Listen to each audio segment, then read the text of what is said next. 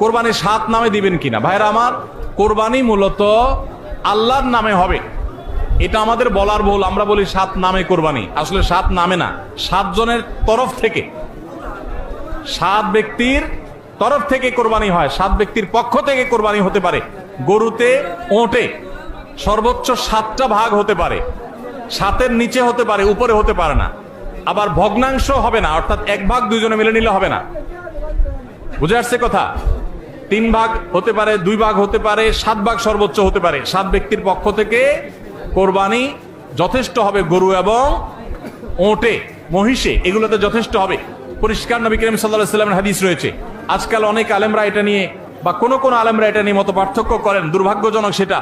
এটা নিয়ে সংখ্যাগরিষ্ঠ ইমামদের দ্বিমত নাই। আরব, আজম কোন দেশে সংখ্যাগরিষ্ঠ আলেমদের কোনো দ্বিমত নাই যে গরু, ওট এগুলো 7 ব্যক্তির তরফ থেকে যথেষ্ট